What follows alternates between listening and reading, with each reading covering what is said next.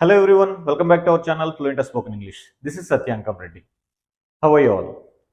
Previous క్లాస్లో మనం will have to be one won't need to be one ఈ structure questioning చూసాం అవునా. So will have to be one won't need to be one అంటే ఫ్యూచర్లో ఒక పని చేయాల్సి వస్తుంది, చేయాల్సిన అవసరం రాదు. దాని క్వశ్చనింగ్ ఏం చెప్పుకున్నాం? Will subject have to be one, won't subject need to be one.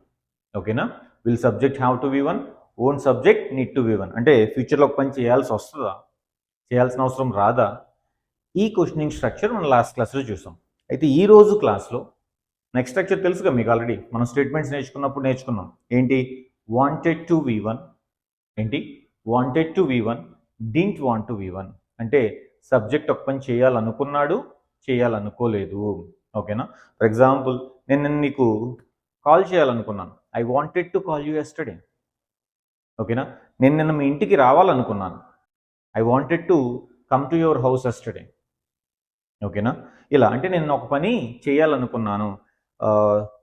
Ramesh inter తర్వాత బీటెక్ జాయిన్ అవ్వాలనుకున్నాడు. Ramesh wanted to join BTech after his intermediate. వాళ్ళు లాస్ట్ ఇయర్ ఇల్లు కొనుక్కోవాలనుకున్నారు. They wanted to buy a house last year. They wanted to buy a house last year అంటే ఒక పని చేయాలనుకున్నాము, లేదా అతను చేయాలనుకున్నాడు, నేను చేయాలనుకున్నాను, వాళ్ళు చేయాలనుకున్నారు, లేదా మీరు చేయాలనుకున్నారు, మనం చేయాలనుకున్నాము. ఒక పని చేయాలనుకున్నాము అంటే wanted to V one use చేస్తాం. నెగిటివ్, ఒక పని చేయాలనుకోలేదు, didn't want to V one use చేస్తాం. ఇది ఆల్రెడీ మనం ప్రీవియస్గా స్టేట్మెంట్స్ సిరీస్ చెప్పుకున్నప్పుడు కంప్లీట్గా ఎక్స్ప్లెయిన్ చేసుకున్నాం. దాని మీద ఎగ్జాంపుల్స్తో ప్రాక్టీస్ కూడా చేసాం కదా. ఈరోజు మరి దాని క్వశ్చనింగ్ చూద్దాం. ఇప్పుడు మన క్వశ్చనింగ్ కదా మన సిరీస్ అంతా కూడా నడిచేది. మరి దాని క్వశ్చనింగ్ చూద్దాం. అయితే బిఫోర్ గోయింగ్ టు దట్ మరి మీరేం చేయాలో తెలుసు కదా. ఓకేనా? Please like, share, subscribe our channel fluent spoken English. అలాగే మన ఛానల్ ఎవరైతే ఫాలో అవుతున్నారో స్ట్రక్చర్స్ అన్నీ మాత్రం తరువుగా ప్రాక్టీస్ చేయండి. కొత్తగా ఎవరైనా మన ఛానల్ ఫాలో అవుతున్నట్లయితే కనుక ఈ సిరీస్ ఇక్కడి నుంచి కాకుండా, సో ఫస్ట్ దీనికంటే ముందు సిరీస్లో స్టేట్మెంట్స్ అన్నీ చెప్పామండి. ఫస్ట్ నుంచి మొత్తం అన్నీ చూసుకొని బాగా ప్రాక్టీస్ చేసిన తర్వాత క్వశ్చనింగ్ అటెండ్ అవ్వండి. Definitely you get it very easily and you can speak English. Okay? ఇంకా మీకు ఏమైనా డౌట్స్ ఉంటే కనుక you can contact me. I'm Satya. My number is 7569922288. Okay? And text me on WhatsApp. నాకు message చేయండి వాట్సాప్లో మీ name and me place. నేను మిమ్మల్ని బ్రాడ్కాస్ట్లో యాడ్ చేసి మీకు రెగ్యులర్గా ఇంగ్లీష్ వొకాబులరీ అప్డేట్స్ పంపిస్తూ ఉంటాను. అండ్ మర్చిపోవద్దు మరి, ఏంటి, గంట గట్టికి కొట్టండి. మీకు రెగ్యులర్గా వీడియో పోస్ట్ చేసిన వెంటనే మీకు అప్డేట్ వస్తుంది. ఓకేనా? రైట్. సో మరి వెళ్ళిపోదాం క్లాస్కి. ఓకేనా? సో స్టేట్మెంట్ అర్థమైంది కదా. మరి దాని క్వశ్చనింగ్ అయితే, క్వశ్చన్ చేయాలంటే మనం ప్రతి వీడియోలో చెప్పుకొస్తున్నాను, క్వశ్చనింగ్ అనేది హెల్పింగ్ వర్బ్తో స్టార్ట్ అవుతుంది. ఏంటి ఆ హెల్పింగ్ వర్బ్స్ అంటే am, is, are, was, were, will, shall, should, must, okay, May, might, can, could, ఇవన్నీ హెల్పింగ్ వర్బ్స్ అండి. ఇవి ఉంటే హ్యాపీగా వీటితో మనం క్వశ్చనింగ్ స్టార్ట్ చేసుకోవచ్చు. మరి ఈ హెల్పింగ్ వర్బ్స్ లేనప్పుడు ఏం చేయాలి? మరి ఇక్కడ చూడండి, హెల్పింగ్ వర్బ్ లేదు. Wanted to V one, didn't want to V one. మరి ఇక్కడ హెల్పింగ్ వర్బ్ లేదు కాబట్టి నేను చెప్పాను, హెల్పింగ్ వర్బ్స్ లేనప్పుడు పాస్ట్లో డిడ్ అనే దాన్ని, ప్రెజెంట్లో అయితే డూ, డస్ అనే వాటిని హెల్పింగ్ వర్బ్స్గా తీసుకొని మనం క్వశ్చనింగ్ స్ట్రక్చర్ స్టార్ట్ చేస్తాం అనమాట. ఇక్కడ మరి పాస్ట్ కాబట్టి yes, did subject want to V one. ఏంటండి? Did subject want to V one, didn't subject want to V one. Okay? ఏంటి? Did subject want to V one, didn't subject want to V one అంటే subject ఒక పని చేయాలనుకున్నాడా, subject ఒక పని చేయాలనుకున్నాడా, subject ఒక పని చేయాలనుకోలేదా. ఓకేనా? ఫర్ ఎగ్జాంపుల్, నిన్న రవి క్రికెట్ ఆడాలనుకున్నాడా, నిన్న రవి క్రికెట్ ఆడాలనుకున్నాడా. Did Ravi want to play cricket yesterday, did Ravi want to play cricket yesterday.